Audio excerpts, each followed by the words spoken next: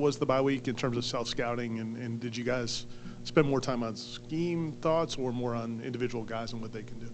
I would say both. You know, once we got off that plane from Clemson that Sunday, was very much just making sure all the data was in order so that we could dig through it on Sunday night into Monday. And I would say before we got back with the players, a lot of it had to do with just the data through the first 4 weeks, you know, where we're at, what we were doing, what are the things that we can build off of.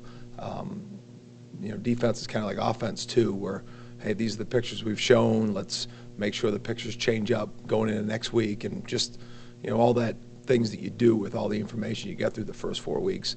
And then there was a big personnel meeting, you know, because I think this, unlike the first several years here, we have a bunch of really good young players that aren't playing a lot right now. And so then what was the plan? You know, where were they at this point? You know, what we can do to expedite, you know, their ability to get on the football field, whether it's in the kicking game or on defense.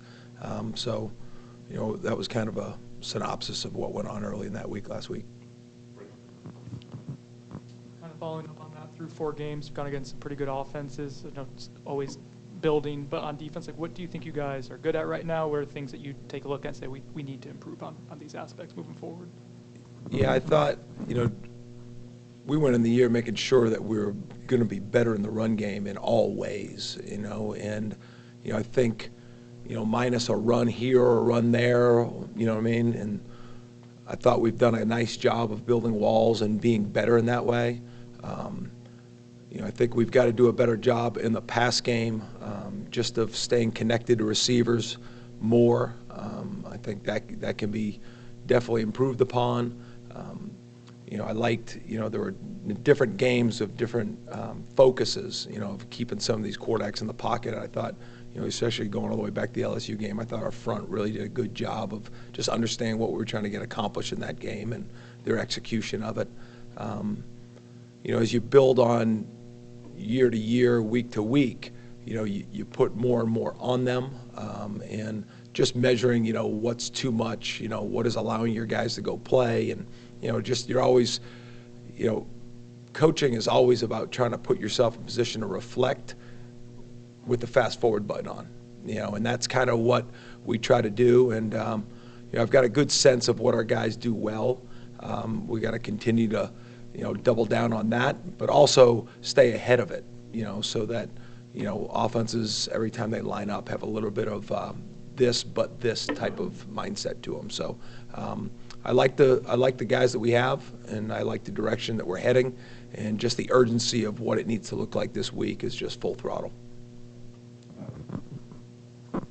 Because, you know, we and fans don't necessarily have all the information, but in a game like that against Clemson, where when you blitzed more, you had more success. Then the next question from our side is, well, why don't you blitz more? So, like, what goes into those decisions, and kind of, did Clemson do anything differently that you guys maybe either didn't expect or didn't believe would happen? To answer your first question, I mean, if blitzing was always what was going to work, we would blitz every single play, you know, and we have blitzers ready for each play, you know, to be honest with you. Whether they're in empty formations, unbalanced formations, condensed formations, 4 opens, you know, and you know, you have mindsets going into each game of, you know, when we look at things, it's always like, okay, what's the matchup personnel-wise? Are there any tips or identifications in motions and splits and formation looks that you want to pressure those looks? Are there certain looks that you don't want to pressure? Are there certain times that you don't want to show a look, so then when that comes up again in a critical situation, they're not prepared for what you're going to do, you know? So there's all those things, and, you know, there's times that we played a lot of coverage, there's times that we pressured a lot.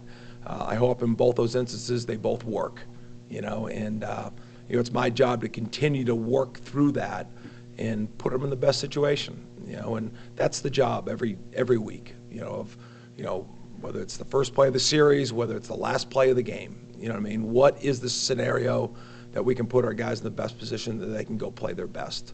You know, and sometimes that has to do with rushing 4, sometimes that has to do with rushing 7, you know, and all that stuff just goes into putting together a plan.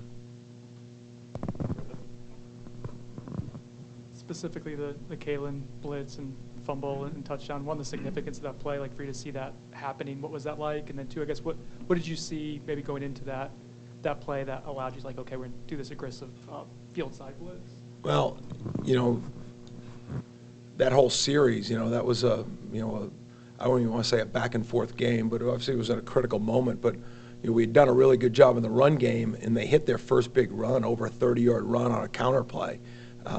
Then Jared comes back and answers it with a TFL on just a base look, and so we got him to second and long and plus. You know what I mean? And so there had been a few of their throw games that took a little bit longer to develop, per se, in some of their route combinations. So it's something that, it's just some pressures that we feel comfortable with, and what I was proud of is the communication that happened between Tatum, Shaheem, and Kalen on that play, and when you execute at a high level with good players, usually good things happen, and that was a big play, and it was a critical play, and momentum is as big as the next play, but that was a really big one for us, and proud to see Fisk pass it to Kalen and make that thing work. You guys have had stretches in every game where you've kind of been dominant. Even the Boston College game, you went on a 28-0 run. They had 5 drives. They didn't do anything. LSU, you shut down for the most part. Clemson in the second half, you shut down. Is there a common theme to why that doesn't start from the start of the game? You know what I mean? Like, it seems like you struggle to start the game, you find your footing, and then you can take control of the game. Is there a common theme to, is it just teams doing things you haven't seen on film to start a game, that you guys get your footing later as the game goes on?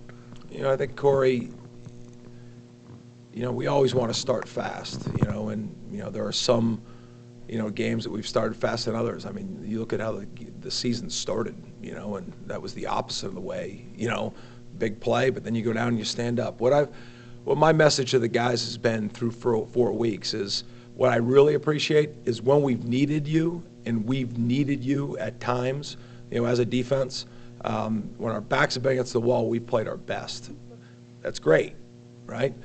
Let's play our best when we're not near the wall, and it's taken a lot of work to get that mental toughness and that belief and that fortitude that whether it's a goal line stop or whether it's a critical third down or whether it's in the fourth quarter or whether we got to go create a takeaway and score, whatever that all is, really happy that we have that to us because that's an important trait.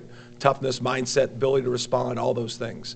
How do we create, and I use the word urgency, but how do we create that constantly? Because we try to do it here in practice. We do it in meetings, it just, in some of those games, sometimes, there are some good players you play against and they make a play, but you never want to take a knee to that. You want to force the action. You want to make sure your guys are always the aggressor. You want to make sure you tackle well coming out of the gate, all those things. And, I go back to some of the Friday practices that we've had, and some have been better than others, and that's a continued push for me to connect what we're doing out there and what we're doing, on that game field. But I do appreciate this when we've had to make an adjustment, whether it's a tackling, whether it's pressuring, whether it's how do we play certain sets, our guys do listen, and they do respond. We just want to create that for 60 minutes. Renardo's done a lot of good things, obviously. That third down stop was huge in overtime, but then also I thought the moment where Shipley got the best of him on a carry, and then the next play, man, he just came up and laid the wood to a big dude. What's it like been watching, see him play? Yeah, Renardo's a great competitor. He really is, and I think he's got confidence in coverage right now. He's always been a good run supporter. That's why we played him at safety a little bit, early in his career. But he's really good in run support. He's been a really good one-on-one cover guy this year, and he's somebody we have a lot of confidence in. But that was a big play. I think that running back at Clemson's one of the better in the country. He's a ferocious runner and he breaks a lot of tackles. But there was one run fit that was absolutely textbook and it was multiple people, and the ball just bounced out to our unblocked player. And we talked about building the wall and what it needs to look like. But that free player's got to go tackle like that, and Renardo did it, and got a lot of confidence in him. I don't know how much like pre-scouting. I'm not going to ask anything that bad, I hope, Coach. You know, how, I guess, far in advance do you scout an opponent? Virginia Tech came into the season with a different, you know, Grant Wells, I guess, was going to be their starting quarterback, and they've gone to the Kyron kid. Does that affect a lot of the sort of preparation you had, or does it throw a wrench in the plans, or do you not look that far ahead, like 4 weeks ago, to like, this is what we're going to see 5 weeks from now against Virginia Tech? Yeah, there's a lot of summer pre-study that you do, especially with uncommon opponents. But even with guys that you've played for 4 years now, you're still doing some pre-work in the summer. And listen, coaching is maybe like your profession. You do a lot of groundwork underneath the surface, and you could study something for 45 to an hour, and you find something that falsifies the information, you just move forward, you know, and that's just our profession. You know, you're constantly trying to find tips, clues, you're trying to find an edge. And you can't get frustrated when it comes up and you find a reason why it won't be an edge. And you just drop it and you go to the next topic. And so, you know, personnel changes, quarterback changes, you know, we've gone through that here. And you know, I think they pretty much settled it in on why they made the quarterback change. I think it was due to an injury early, but I think they have a lot of confidence in how that game's played especially the last 4 quarters. What would if Akeem, when Akeem is available again, and what will that do for the secondary? Well, it's a guy that's been almost a 3 to 4 year starter, so I mean, it will just continue to build playmaking and depth and competition, you know, and you know, just whenever he is back, it still doesn't take away the urgency for this younger group of DBs. You know, we got to continue to push that, and you know, it's human nature when you're a young player to come in and all of a sudden you don't play a lot in the first game and you get not frustrated, but just kind of set in the way of, okay, is this the way the rotation? And our message to them is the rotations, you know, as much as we want consistency, and we'll lock into a consistent rotation, but we're trying to find reasons to involve people. And so just the opportunities, whether it's on special teams, whether it's just out there on the practice field, of making sure regardless of who's available that has played here in the past. We've had guys that have come back as returning starters that have gotten beat out. We've had guys that came in true freshmen that have taken starting roles. So, you know, Akeem's definitely somebody that's played a lot of football for us, somebody that was playing good football, and we look forward to getting him back at some point. But the urgency of improvement for all players are still out there. Okay. Thanks, guys. Thanks, guys.